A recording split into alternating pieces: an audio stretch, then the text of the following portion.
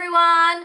Thank you for all the likes on my last video. You guys really liked the renovation story, and this is now a part 2 renovation video, but a Q&A style. I asked you guys to ask me questions on Instagram, and you have asked me lots of juicy questions, and I will be answering them now. I'll just get the questions up on my phone.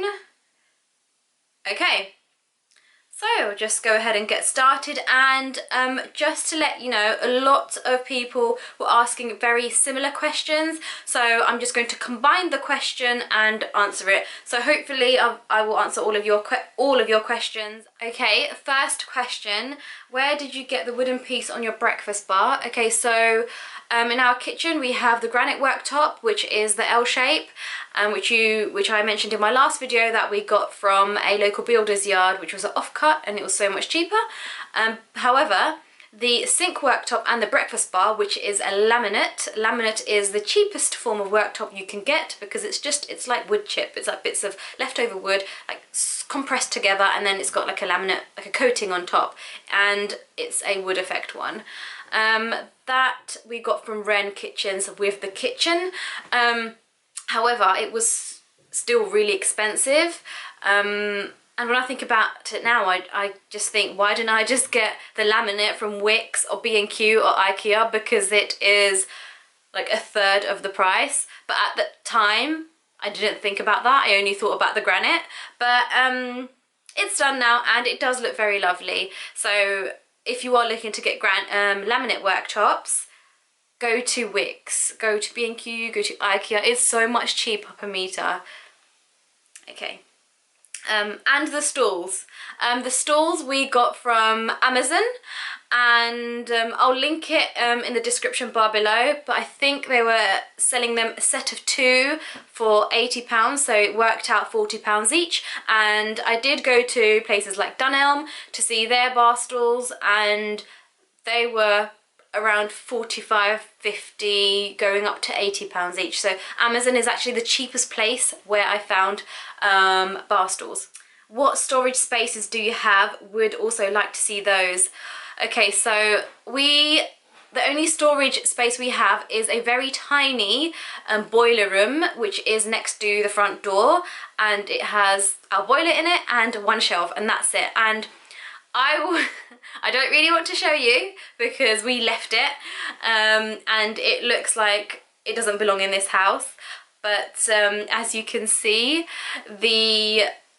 we just left it. We didn't do anything to it. I think I actually forgot to tell the builder to paint it and make it look somewhat decent, so he actually just left it. And I think the idea here is we're going to just paint all the walls white, so it looks clean and lighter, because it's very dark in here. And we're just going to put like some plastic drawers, and in these drawers we're going to put our tools, like our toolbox, and we also, as you can see, we keep our hoover and broom here. So it's kind of like a broom cupboard, I would say. But it would be really lovely if we could install some shelves and just put, I don't know what I would put in here, but this is our only storage area in our house. Did you always have an idea of how you wanted to decorate your new house, or you went along with the flow? In my head, I have 10 houses, and they're all completely different from each other. One of them is like a farmhouse style, one of them is really modern and sleek, other one is really traditional. They're all completely different because I like all styles, honestly. I just wish I could have like loads of houses and they could all be different.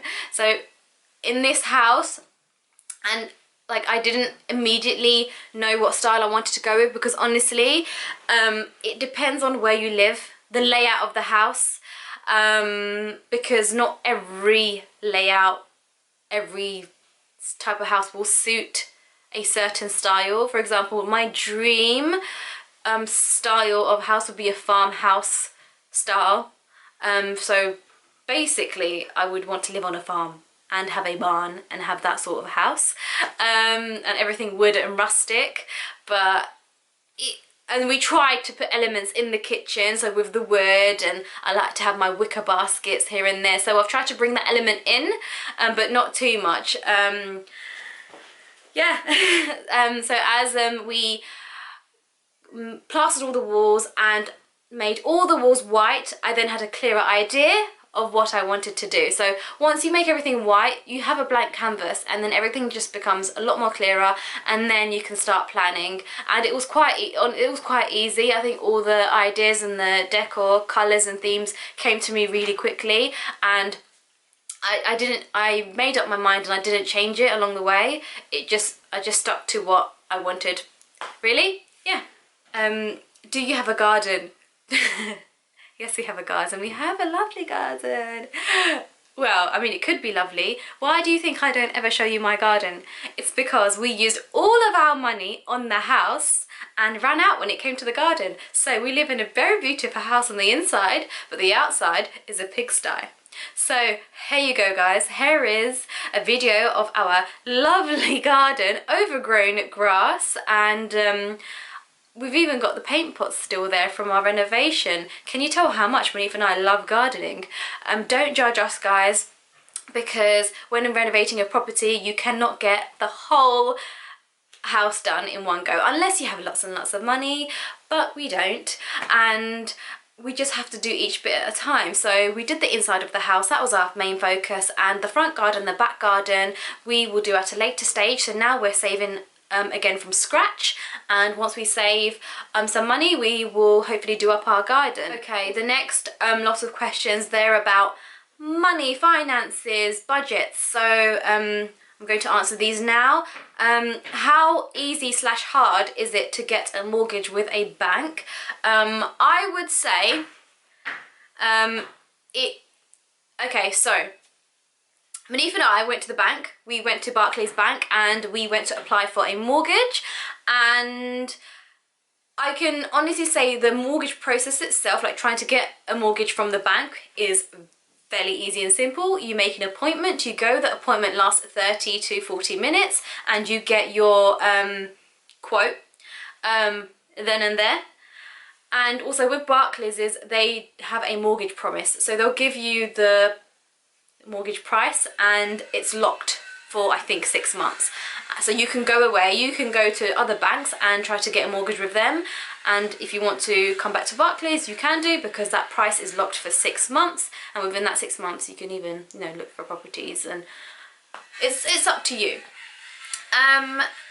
But the harsh reality is, in London, I don't know about anywhere outside of London, but in London it is very, very hard, almost impossible to buy a house, even if you are 2 people, because the house prices are extortionate. They are so expensive. I personally don't think any house in London is worth the price that they are. And 2 people can be on an average, you know, salary, and what you get from the banks is not enough. It's nowhere near enough. And at the end, you're just left with a sum, and with that sum you have to look for a house. But that sum cannot buy you a house in London. That's the truth.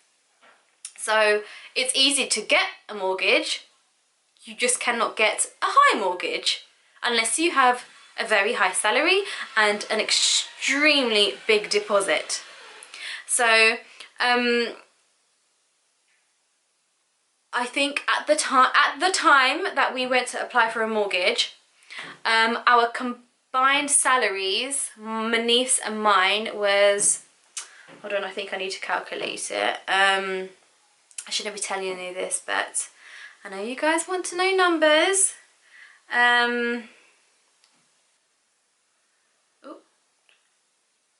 Was £53,000. That was our combined salary at the time that we applied for a mortgage. And I think the mortgage that they were offering us was £240,000. and the £250,000, sorry. And then we would then have to provide a deposit on top of that. And you can imagine, like, if our deposit is 10,000, then that's £260,000. If our deposit was 50,000, that's £300,000. And that price, so let's say our deposit was £50,000 and our mortgage was £250,000, that's £300,000 that we have to buy a house. For £300,000, you can buy a toilet in London. So, I mean, to cut a long story short, in the end, we got help from our family. If we didn't have help from our family, it would have been a longer process, and we probably would have had to save for longer in order to buy our own property. So if you guys can get help from your family, then, you know, do, because we were so lucky to get this place. Otherwise, you know, we would have still been renting, I think, now, if we hadn't have got help.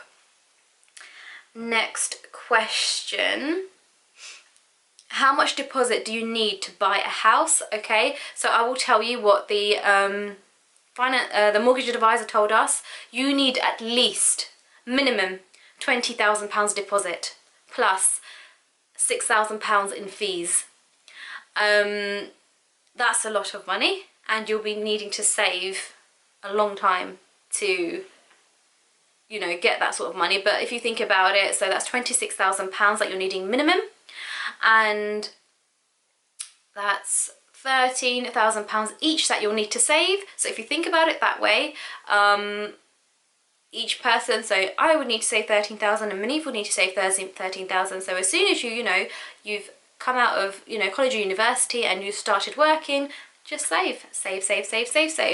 And if you get married, don't spend a lot on your wedding, because I think you'd rather have your own house than a flashy wedding. How much did you budget for your renovation, and did you exceed it? Okay, so with our renovation, there are two costs. Materials and labour. And we had a budget for labour and a budget for materials.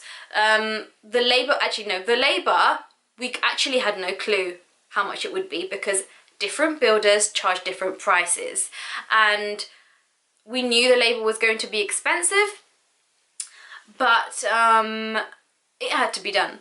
And because we had help with the house, we were able to use our money on the renovation. And that's exactly what we did. We paid for all the renovation, Manif and I. So the labour was one price. I'm not going to give away the price of the labour, only because that price is specific to that builder that we used. It's also specific to the job that we had done, also the area which we live in, and it just could vary. Like, someone could charge you 10,000 and then the next person could charge you 20,000 and then the next 30,000. But just so you know, the labour cost is always the highest cost. Always. Labour cost, I would say, is always double the material cost. So think of it like that. Now for the materials, yes, we had a budget. I say I had a budget. I had a very lovely spreadsheet with a list, and the way I divided this, the way I organised the budget is by room. So on this is my spreadsheet. I'm going to show you my spreadsheet. Get ready. Da, da, da, da, da, da. This is our home renovation budget spreadsheet for our materials. As you can see, it is laid out by each room. I also have like materials at the top. So this is like general materials which we would have used around the house. For example, carpet, white paint, floorboard, and then I have the living room, the kitchen, the bedroom and the bathroom. And under each section I have a column for a description of all the materials and furniture that we'd need, and then I have the company of where we purchased it from and the price of the item. I also have a column for delivery, just in case, you know, there's a delivery charge, and then the total. I know you guys are dying for some sort of costing, and I am going to share that with you. So the total is right here of our materials and furniture. This is how much we spent.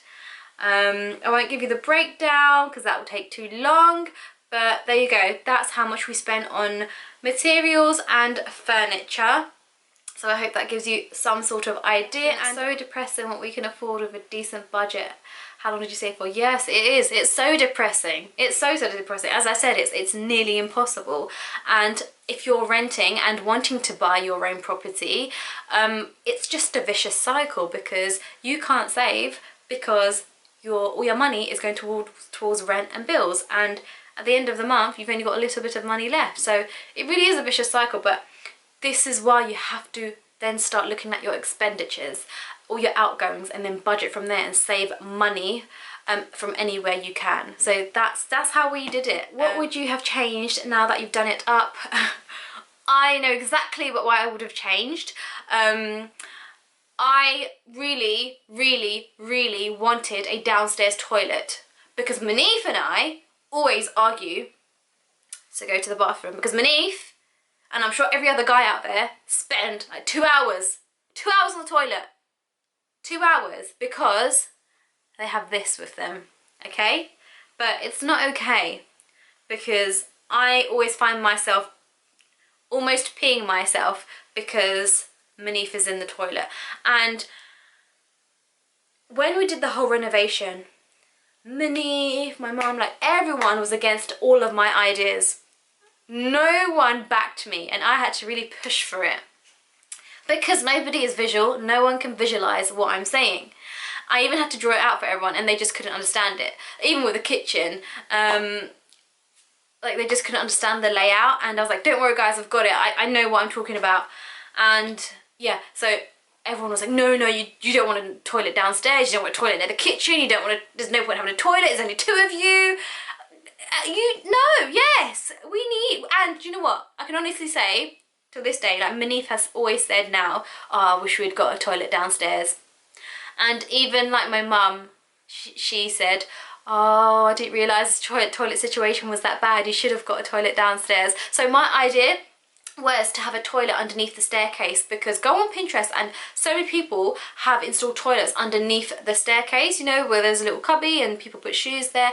But my mum, she thought it was too small, but no, I would have taken space from the kitchen and moved the wall further back in the kitchen in order to make a space for the toilet. I had it all figured out, but nobody was on my side. So yes, that's what I would have changed. Can you design my room? It's really cluttered and I have so much stuff. This is not related to home renovation, but a lot of you messaged me this sort of thing. Can you help me organise my kitchen? Can you help me organise my bedroom? Can you come and tidy my bathroom? I mean, yes, I can help you because I offer one-to-one virtual home organisation, and it's basically, we have a video conference and I talk you through how to organise your products, what to put where, decluttering.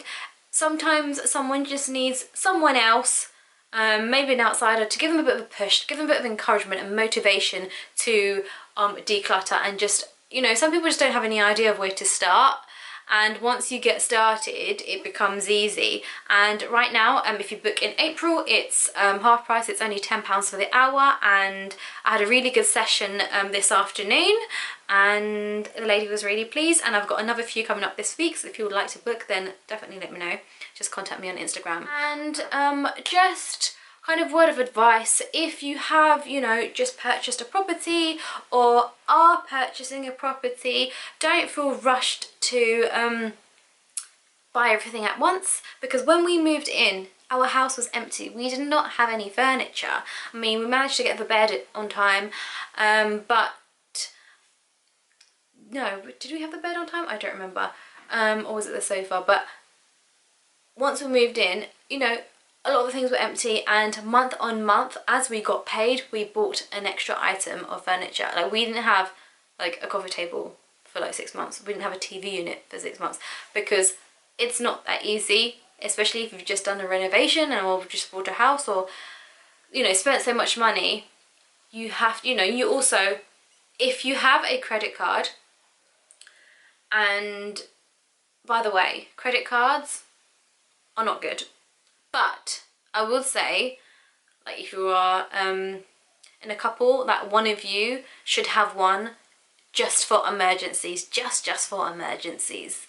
So I have, Manif has never ever had a credit card in his life. I have had a credit card since I was, I think, 18, but that's purely because my mum said, make sure you get a credit card to build your credit rating, and she taught me to, like, you know, put my travel on my credit card, put my lunch on my credit card, and then at the end of the month pay it off, and always, like, don't spend more than what you earn, because then you won't be able to pay it off, and then you'd have to pay interest. Like, I have had my credit card for 13 years and I have never ever paid interest on it, because I only put, you know, small things on there to build up my credit rating and I pay it off. But with the house renovation, we did use it, and that counts as, you know, emergency spending, because you know, we just did not have that much money. So some things I did put on the credit card, for example, like the radiators, which I bought online, and then I paid it off the month after. But yeah, month on month we paid things off and bought furniture, and it's been exactly a year now since we've moved in, and I can officially say every room is complete, apart from this room. Actually, this room is our spare room. We still don't have like a drawer unit and a proper, like, computer setup, but I can wait for that. Like, that's not necessary. I don't mind my makeup and my jewellery being in plastic boxes. Like, that's absolutely fine. I can wait for that. That's not a necessity right now. Yeah, so don't feel pressured to complete your renovation by, you know, making sure every room of the house is fully furnished. Don't be embarrassed, you know, to show people your house empty, because it's such an achievement that you've even bought a house, and that's great. Yeah, I think that's it. I hope you guys enjoyed the video, and I hope it was very useful, and I gave away a lot of, you know, costings, a lot of very personal information, so I hope you appreciate that, and please leave me a comment in the below. Let me know what you think, because it helps. The comments and the likes really help, and it will encourage me and motivate me to do more videos. So thank you so much for watching. Bye!